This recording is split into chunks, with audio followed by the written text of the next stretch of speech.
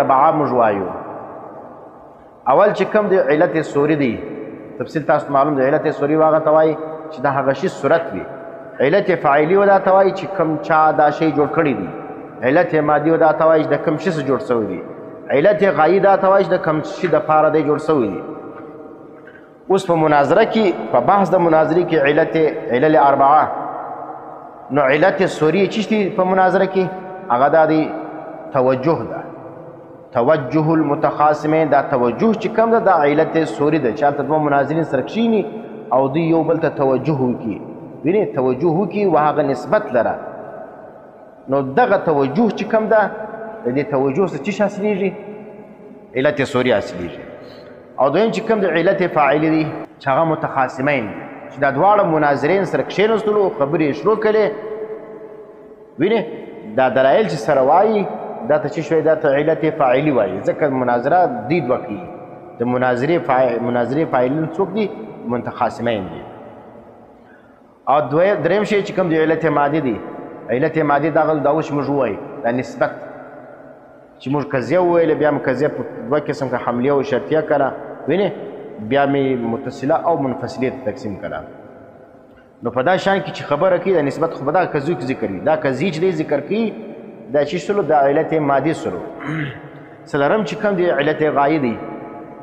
او د مناظرې مقصد څه دی؟ چې اظهار د ثواب وسي. ځکه موږ ویلي توجه المتخاصمین فی النسبة بین الشیئین اظهارا للثواب. د پاره د حق د ښکاره کېدو چې سړی بحث مباحثه کوي مناظره کوي به دا څه شروع کېږي؟ دا ته علت غایی ویل کېږي. نو اظهار ثواب دا د مناظرې چې سلو علت غایی سلو. نسبت چې کوم دی دا چې سلو دا علت مادي سلو.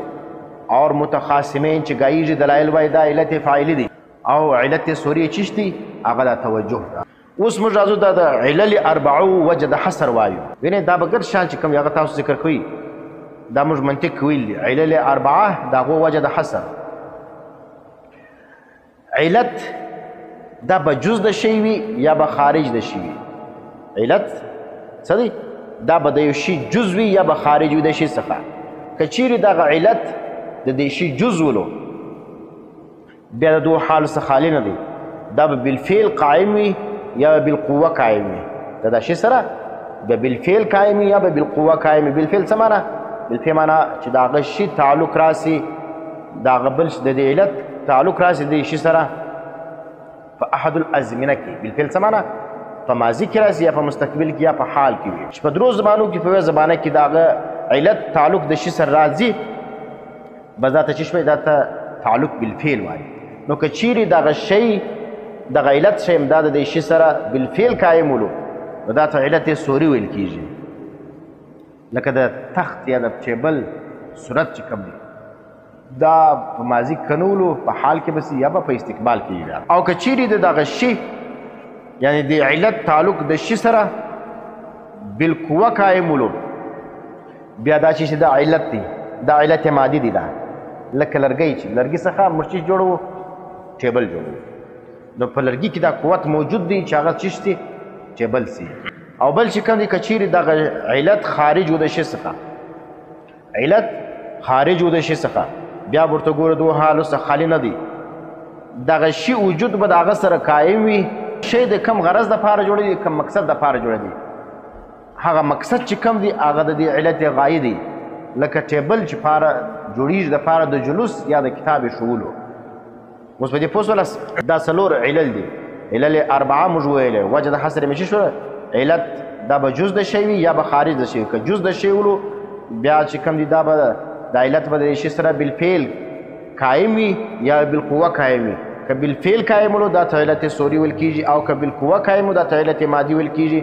او که بیا د علت خارج د شي څخه بیا ورته ګورو که چیرې دغه شی د دا شي وجود چې کوم دی په دغه شي باندې ولو په د دې علت وجود په چی باندې په دې شي باندې ولو بیا دې ته چې ویل کېږي د علت فاعلي ویل کېږي. لکه څنګه د ټیبل جوړوالی چې کوم دی دا په چا باندې؟ په نجار باندې دی.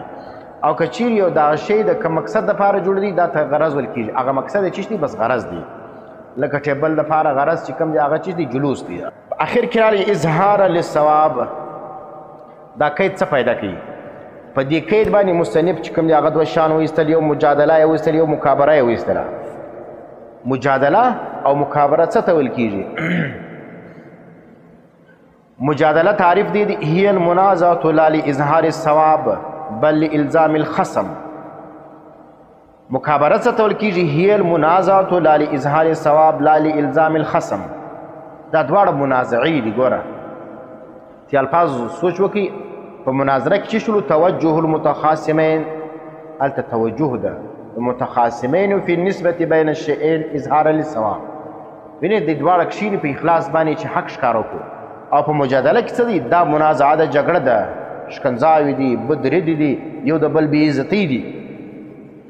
خو دا مجادله چې شوي د اظهار ثواب دپاره نه وي چې حق ښکاره شي. د څه دپاره؟ بل الزام الخصم دپاره د چوپوالي د خصم وي چې دا خپل مقابل زه چوپ کړم. لکه نن عام مناظرې دا رقم دي، بس خلک چې کوم دي نوم یې د مناظرې ورکړي او دی کوي مجادله یا مکابره کوي.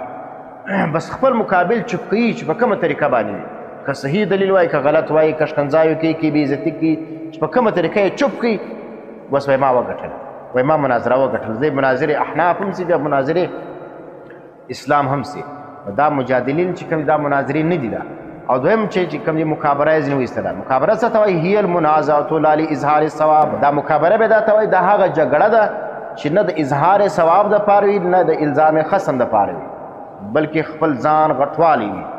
وینې هغه هم نه چوپ کوي، بلکې چې شوي د الزام خصم دپاره هم نه وي، اظهار د ثواب هم نه وي پکې مقصود، بلکې چې پکې مقصود وي تکبر لوی، خپل لوی ښکاره کول مقصد وي. نو ځکه مصنف چې کوم دی په مناظره کې دا شی دا قید ذکر کوي چې توجه د متخاصمینو فی النسبة بین الشیئین اظهارا للصواب، د حق د ښکاره کېدو دپاره چې وي. نن مارتو نن سبا چې کوم مناظرې دي هغه مجادلې دي یا مکابرې دي. مناظره ده نه. اوس مجادله پر درې قسمه ده. داسې اوس مناظرې کېږي، نوم یې د مناظرې په هغې کې د اصل مجادله دا مجادله پر درې قسمه ده. یو دا ده چې مجادله څوک یې مجیب یې کوي، جواب کوونکی څه دی؟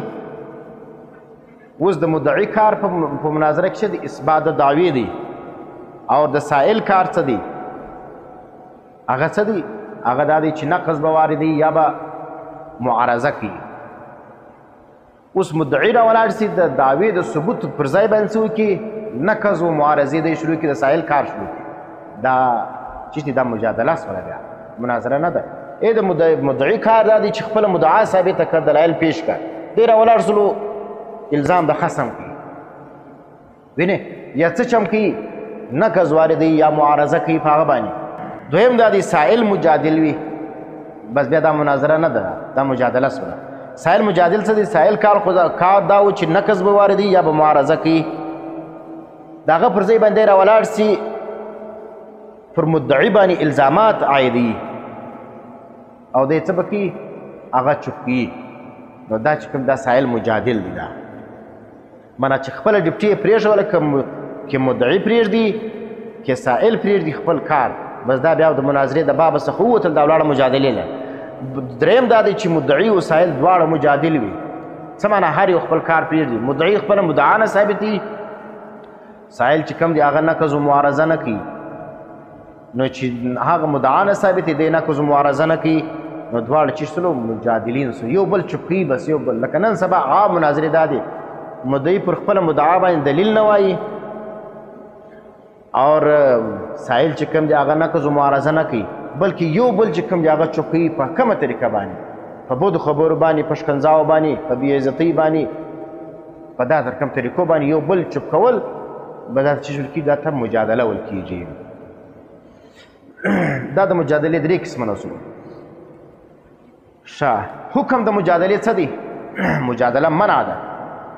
د مجادلې څخه هر انسان له ځان بچاول پکار دی، ورنه کچیرې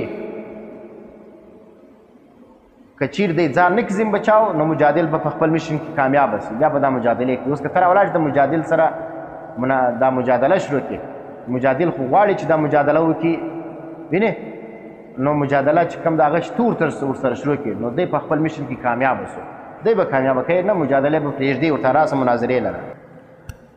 د دوو وجوهاتو په اعتبار باندې دغه سړي ته مجادل ویل کېږي.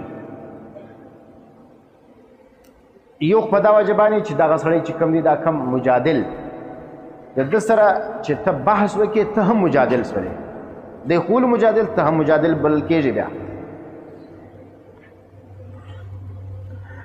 دویم دا دی چې مجادل دا غوښتل چې پرې کې مخالف زه مجادل جوړ کړم او تا د هغه سره مجادله شروع کړه نو ته هم مجادل سولې وینې نو دوی په خپل میشن کې به کامیاب سول نو ځکه حکم د مجادلې چې سلو چې هر قسم مجادلې څخه به ځان بچاوئ او مجادل به په خپل میشن کې کامیابه کوي نه مجادله به نه ورسره کوي دویم شی چې کوم دی مکابره ده چې موږ اظهار د ثواب نه یې پکې موجوده بیا یا مجادله ده یا مکابره ده مکابره څه ته ویل کېږي هي المنازعة لا لإظهار الثواب إلا أنه لا لإلزام الخصم أيضا كما أنه ليس لإظهار الثواب دا هغه جګړه د ګور منازعه دواړه فریقین یو د بل سره جګړې کوي نه د اظهار ثواب دپاره وي مګر دا چې وي نه د الزام خصم دپاره وي نه اظهار ثواب پکې موجود وي او نه دا چې خپل مقابل چپ کړي نو دا هغه شی چې کوم دی دا مکابره ده لویوالی یو پر بل باندې لویوالی کول مکابره تکبر ځینې لویوالی کول یو پر بل باندې ځان غټ ګڼل زه غټ شیخ الحدیث ته ما دا خبرې کوې زه غټ شیخ القرآن یم تا په ما پسې دا خبره کړې ده وینې ته زما سره کښېنې ورځه په اولا کې داخله واخله نو دا چې سلو دا ته مکابره ویل کېږي مکابرې څخه به سړی ځان ساتي نو د مناظره مجادله مکابره دا درې شان موږ وویلې د دې درو سره په مابین کې نسبت د تباین دی نسبت د چیز دی د تباین مناظره مجادله مکابره نه ترجمه کېدلی ځکه په مناظره کې دا ضروري ده چې د جانبین طرف څخه اظهار د ثواب وي او مجادله کې دا ضروري ده چې د جانبین طرف څخه اراده د الزام وي او په مکابره کې بیا دا ضروري ده چې الزام به هم نه وي او اظهار د ثواب به هم نه وي نو دا رقم بحث شوي چې نه الزام د خصم او نه اظهار د ثواب دا ته مکابره ولیکي